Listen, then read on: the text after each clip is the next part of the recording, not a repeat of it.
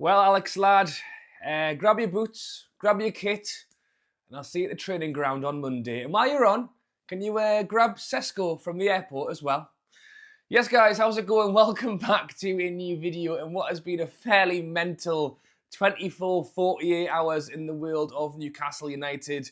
A rejected bid for Alexander ISAK, a seemingly withdraw from Liverpool on the whole situation, and breaking news last night that the deal for Sesko could well be getting that a little bit closer. As well, Eddie Howe has commented on both the ISAK and Sesko information, and we will get into it in today's video.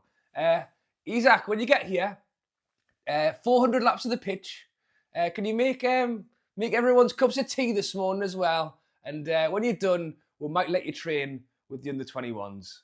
Absolutely mad. I think, by all accounts, I think Liverpool have made him look a right mug. But before we get into it, drop a like, subscribe to the channel if you haven't already. Nice Saturday morning roundup with Rubenstein. What more could you want?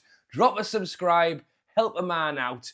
Before we get into today's video, a quick one. I mentioned this a couple of weeks ago. I am playing a charity match tomorrow for the Stanley Deaf Club and Rare Diseases charity. It's me, and more importantly, it's Peter Beardsley as well.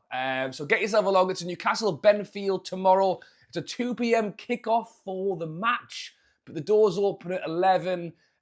Food, beers, face paint, soft play. Get your kids down. Newcastle Benfield. I'll put a link with some more information in the description if you want to check it out. But it should be good fun. Get to tell me grandkids I kicked the football around with Peter Beardsley. Not too bad. And obviously for a fantastic cause as well. So yes, let's get into it. Let's start off with Mr. Grab yourself a cup of tea. Probably a bit early for a beer. Although who knows. Wherever you're watching in the world. Grab whatever you want and let's get cracking. So yes, as I say, madness, really. Talk, interest, approach. Liverpool want ISAK. Come in. 110 million is the reported fee. Not even 120, 110 million for, arguably one of the best players, strikers in the world right now. Newcastle have said from the start it's 150 to come in with, a low. People are calling it a low ball. I wouldn't even call it that. It is a whimper of a bid. 110 million rejected straight off by Newcastle. And Liverpool have turned around and gone, well, you know what? Fair, fine. Obviously, they were hoping to maybe get a reaction out of Newcastle. Oh, well, yeah, 110's a bit low, but maybe you could meet us at 130 and all of a sudden, boom. That's the thing. And we'll get onto this, because is it the last offer? Because you never accept the first one, do you? Even if they'd come in and gone 150, we would have gone, no. Because you expect them to come back and go, what about 155? They've come in with 110. They expect us to say no to that. Will they come back with extra? Well, reports coming out last night from effectively across the board, BBC reporting it as well, that Liverpool have pulled back and have gone, well, the reaction from that bid was so much of a blanket no, get lost, not happening. Reports are that Big Yas is unhappy with the situation and how it's gone down. And I think because of that, may well have totally got Newcastle's back up and just gone, you know what, we might have played ball, but the way this is all cracked on, we're not interested in talking to you. It still blows my mind. And again, things could change. We're going to talk about it a little bit more in a second, but it still blows my mind that Newcastle were on the verge of signing Ekitike. And then Liverpool said, well, we want ISAK, but we're going to buy him. Like, if Newcastle had bought Ekitike, I think it's a different conversation. I genuinely do. But the situation in Newcastle, and that's why things could change with the news on Sesko in a moment. But I honestly feel like they've just wrapped this all up in their world of this is how it's going to go down. And it just seems totally bizarre. Like, maybe they just needed Ekitike because in case ISAK didn't go through, which I get and I understand that. But it just seems totally bizarre. And for me, as left, ISAK just hung out to dry. and stranded. I think it's potentially ill advice from agents, whoever. I think it's poor judgment on ISAK's part, but to have made such a song and dance about this whole situation, not going to training, not going out to Singapore, bogging off to Spain, and Eddie Howe has commented on that as well, on ISAK going AWOL. Eddie Howe was, you know what, for me, he's trying to be diplomatic, but I think it speaks volumes. Eddie Howe essentially said his update on ISAK is through the media.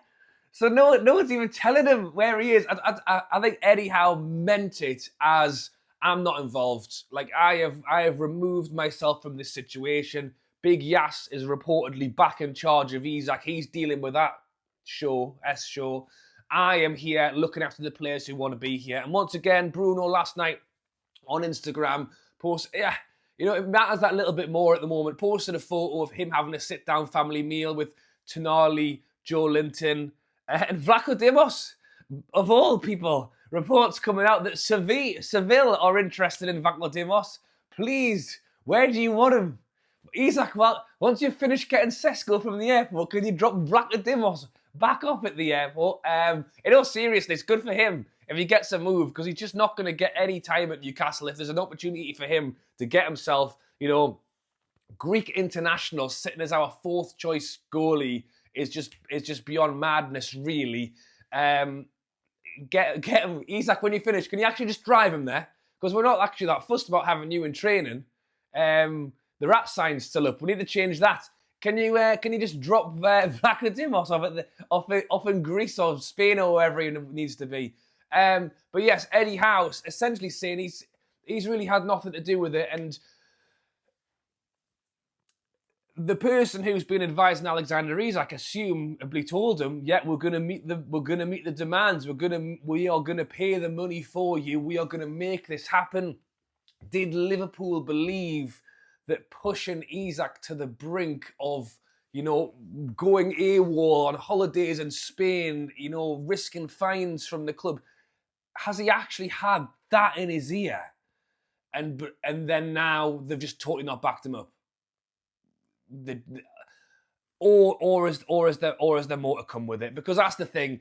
It's easy for the reports to come out and say, "Oh, it's not happening." It is as easy as for them to change their minds and put a bid back in. And I think a big part of the reason Newcastle are obviously saying no, I said this yesterday, he could offer us 180 million. And at the minute, unless you just want to take your risk and take your chances, I mean, that kind of money is outstanding. That would solve our PSR problems for the next 5 years. But we have no one else, so you can't even accept it. Would getting the Sesko deal over the line change that?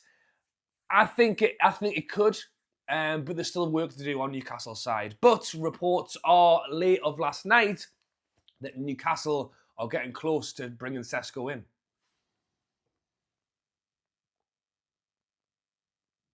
That's right, reports coming out last night.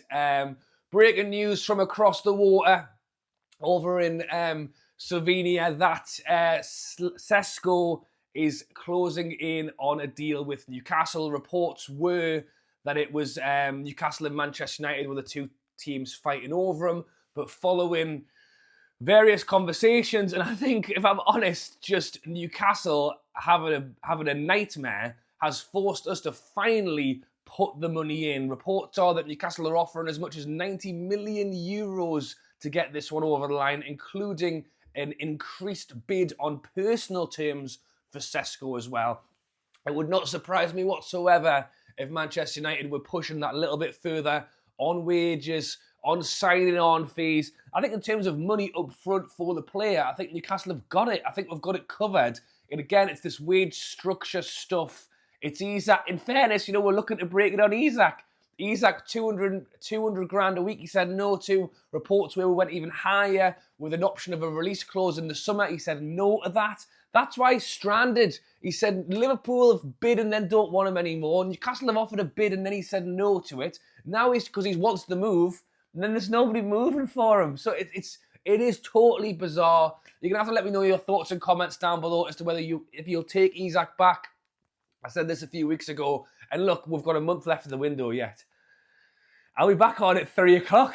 Never mind tomorrow or the next day. There'll be something going on later on today.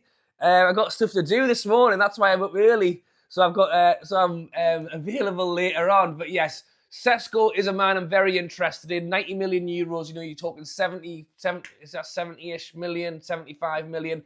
I think it's a good deal, me. 22 years old, has got a lot of potential. You know, it's similar to when we bought ISAK, really. Like, he's probably, I would actually argue, Sesko has probably got a bit more known name at this point than maybe ISAK did when we bought him.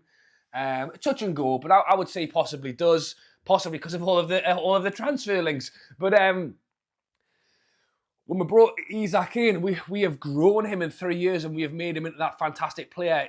You can only hope that Sesko would go the same way. There's no guarantee for that. That's why you don't bring players in like ISAK, build them up and sell them on, because you want to keep the products of the work that you've done. But if Newcastle can get close to that 150 million with a Sesko coming in, and look, you've got Wizard as well, who's standing on the sidelines. I mean, what he's doing at Brentford doesn't sound great either. I don't know if they've got any rat signs down in Brentford going, because we know a guy. He'll sort you out with a flag if you need one, because it sounds like he's doing something similar. So yeah, it's all fairly nuts. And Eddie Howe has commented on the Sesko situation as well, essentially saying that we are pushing for players this window and that we need to get work done. Eddie Howe gave a very diplomatic. I mean, I think he was fairly bold in what he said about ISAK. I think he was a little bit more shy on the Sesko stuff. And if you read what you believe, Eddie Howe was somewhat trying to stay a little bit retracted. But they will be back in Newcastle on Monday. In fact, they'll have a game tomorrow. I think it's about midday. So if you come to the charity game, we'll have to find a stream for you in the bar. We'll watch a bit of that, and then we'll head out and watch the game. But yes, Sesko's a good one. The thing for me now is this, for the owners, you know, Big Yas coming back to Newcastle, he's having to personally sort it out. Liverpool owners, American owners, I have to say, I think have made our owners look like a bunch of chumps, to be honest. And this has to be the wake-up call. If we needed one, this has got to be the wake-up call for our summer window now. Our owners have said how we want to do this, we want to do that, PSR's in the way, and we've finally got to a stage where PSR is okay, and that we can actually make a move, we can do a push, we have money to spend, and we aren't doing it. We've entered into a summer window with Eddie Howe in charge, fair play. Eddie Howe's always been in charge from the state of things, but he's got no hands on deck. From all intents and purposes, it sounds like Paul Mitchell was an absolute shower of something. And we need more than that. I think it sounds like until Dan Ashworth turned into a snake, he was all right. We've let go of Amanda and Murdad. In fairness, the reports are that we're a mix. The reports are that they were interfering more than they wanted, but then other reports are saying that they wanted to keep them, but they couldn't keep up with the investment, and the Saudis didn't want to just fund them. And would Amanda and Murdad have taken a job on, you know, 100 grand a year? Probably not. They've got more money to make building other businesses, so it just didn't work. We haven't replaced them. Darren Neal's the poor bloke's, you know, got a terminal illness. He hasn't. He's got an illness. I'm sure he'll be okay. He's got a serious illness, is what I should have said. I think all Newcastle fans feel for Darren Neal's. He's still having to work. Like, it's absolutely bonkers. And then you've got, and I think this situation, you talk about, you know, the Saudis' pride, wanting to be the face of things, wanting to be the top of things. The ISAK situation, for me, it's made Newcastle look daft. I think it's made the owners look like it's really showing them up. It's really showing them up. A player of that calibre worldwide, you know, it's not just Newcastle. I mean, we have these lovely little chats every day at the minute, mostly try not to cry on the ISAK situation. This is worldwide. And you've got, as I say, another club's owners just making us look daft. So yeah, centre-back, centre midfielder, CEO, director of football, training ground sponsor, anyone?